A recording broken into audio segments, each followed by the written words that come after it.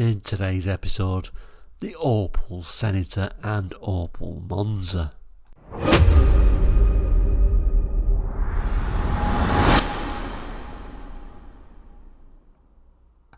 Hello and welcome to Quarterlight. If you're new to Quarterlight, we're a car brochure channel looking at car brochures from around the world, and over the last few weeks we've been looking at a Vauxhall Opel brochure.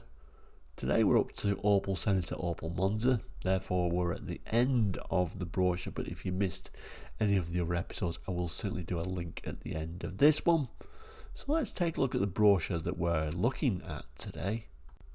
So here is the brochure, the Vauxhall Opel range catalogue for the UK, showing here May to June, although the actual printing of the brochure was April 1983.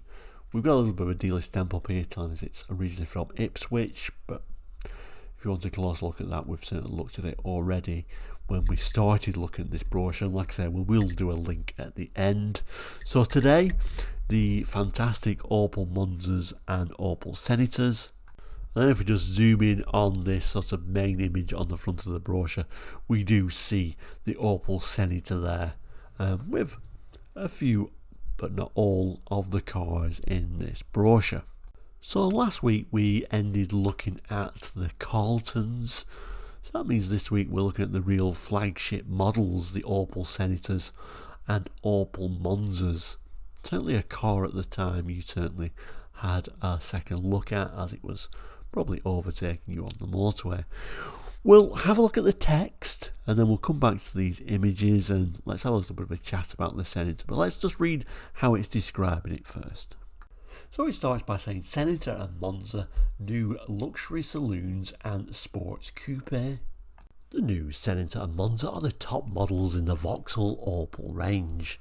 New styling, new aerodynamics, high levels of luxury and extensive engineering refinements make this executive style range of 3 high performance saloons and a sleek sports coupe one of the most competitive in the class. In designing these new cars, we aimed for greater efficiency, lower overall running costs, refined handling and extra safety. In meeting the objectives, we built on established high standards. Some quite spectacular results have been achieved.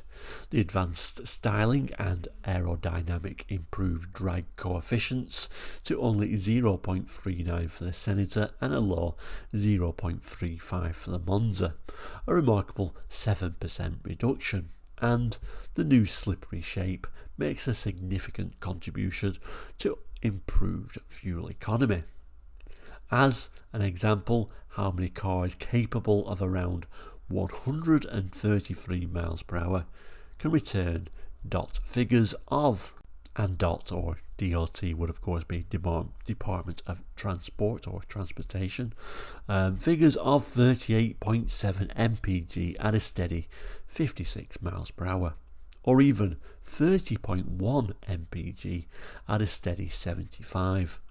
The Monza 3-litre E can, aided by its slick 5-speed gearbox. Throughout the Senator and Monza range, the specification is lavish. Fuel-injected engines, disc brakes all round, power steering, tiltable steering wheel, tinted glass, electrically operated and heated door mirrors, twin front and rear fog lamps, headlamp wash wipe, electric boot release, Senator, steel sunroof and central door locking are standard features on all models. The Senator 2.5e will appeal to motorists who place an emphasis on luxury at an affordable price. Then the choice widens to the Senator 3-litre E and Monza 3-litre E, with the Senator CD as the top model, including even air conditioning as standard. And it goes on to say full details of this magnificent range are given in a special Senator Monza full colour brochure available from your local Vauxhall Opel dealer. So the notes tell us that it's actually showing us the base model here, the 2.5e, in a rather lovely Opel green metallic. Certainly look very nice in these. But even in this lower package, it certainly looked a high-spec car. I always loved the darkened lights at the rear. They always made it look a little bit special, and those huge headrests all round. Although apparently these rear headrests would have been an optional extra for this particular model, and I guess metallic paint also. Doesn't actually tell us what model this one is. We can see on the wing there it says CD, so it would have been a top of the range model, so presumably the 3 litre E version. Looking rather splendid. And then finally the 3 litre E Monza with these quite unusual black alloys. So apologies for the few of the reflections there, but this is your inside dash shots and wheel of the Senator and or Monza. Lots of switchgear on there. Very much a sea of black though. It's not the most inspiring interior really for the top of the range model, but I'm sure at the time it would have looked something special. A look at the headlamp wash wipe, and then we get a tiny little image of the front end of the Monza, and then a look at the interior trim, which does look very comfortable. And again, a reminder, at this time Vauxhall Opel like to use quite colourful interiors, and that in this particular Vauxhall Opel brochure is all that they're showing us for the Senator and Monza. And in the majority of the cases, that was often the case. I don't know why Vauxhall Opel treated the top of the range models like this really. Quite a lot of information about all the models except the Senators and Monza. And like I say, that was a reoccurring theme. Yes, there was of course a separate brochure you could pick up to look at the Senator and Monza in more detail. But then again, you could say that about all the models in this range. So I always thought it's very weird that they used to do that. If you look at a Ford brochure, of course, top of range Granadas, there's, all the details are in the main brochure. But I guess that's how Vauxhall, whether they were trying to give a bit of air of mystique about it, I don't know. It seems a very strange way to promote the top models, I always thought. So, like I say, doesn't even give you details of what colours they came in, so we can't even look at the colour chart to see what colours were available, although arguably the nicest colour was that Opal green metallic. I always thought that looked very nice on a Senator, or indeed a Monza for that matter. But we may as well conclude this brochure as we come to the end of it, so let's just see what else there is to offer in this brochure. So the next page after the Senator and Monza, amazingly, is talking about the diesels. Now we have learnt about the models that came with the diesels in the various different models, but I guess it's also nice to see a few of these extra images.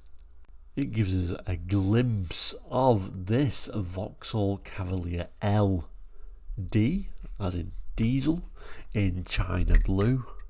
And then we also get a diesel version of the Carlton in China blue as well, a very popular colour at the time.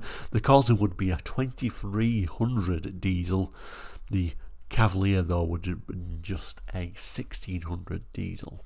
And then a quick look at the boot area of the diesel Cavalier. We also get an image of the Vauxhall Astra Estate, again as a 1600 diesel, this time in henna red. Turn the page again and we get the options page, so the options variously for the entire range. So let's have a quick look at these. So we can get this optional push button stereo radio stereo cassette player. These are the optional rear seat belts, in this case showing you an Astra Estate apparently. The optional alloys for your Astra, and then this little bit of a window is the glass or the quarter panel or quarter glass opening on your Manta GTJ, which would have been an option. A huge roof rack could have been your option for your Carlton Estate. This is optional headlamp wash for your Astra, and looks like we get a steel sunroof option. In this case, it's showing you a Cavalier.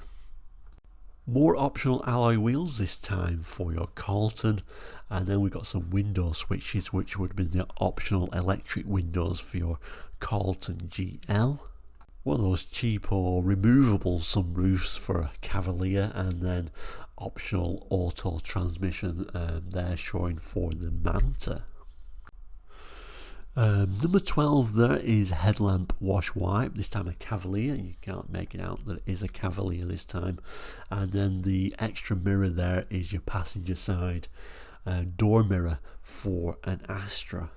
We get a shade banded front windscreen for an Astra there, which was an option, very much a thing of its time. Alloy wheels for your Manta GTJ, optional.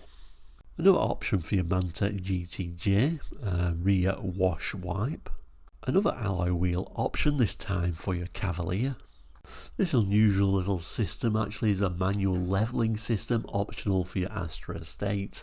And then we got headlamp wash wipe, again for your Manta GTJ.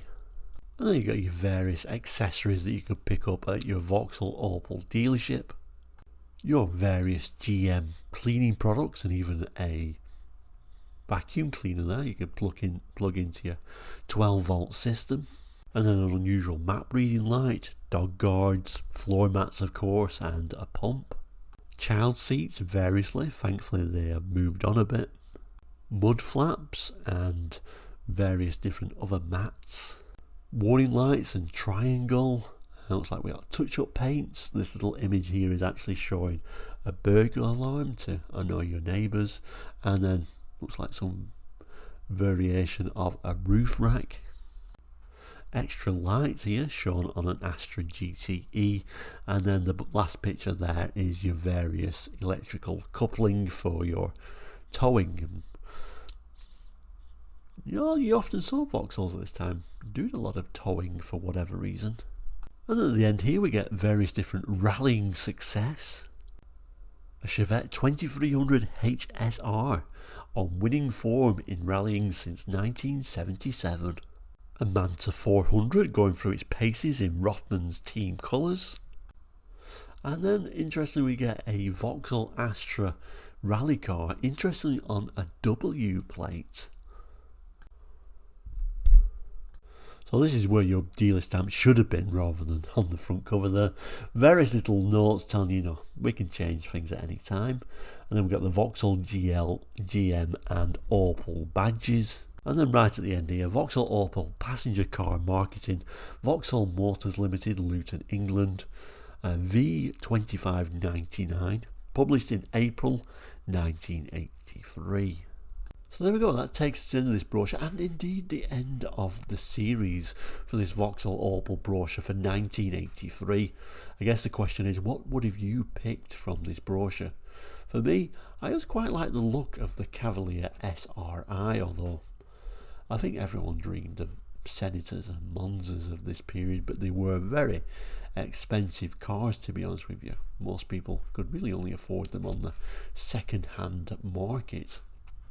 So certainly jot in the comments what your favourite model from this time period was, and what do you think was better, a Ford or a Vauxhall of this time period? Really, it was 6 of one, half a dozen of the other. Really was whatever you preferred, really.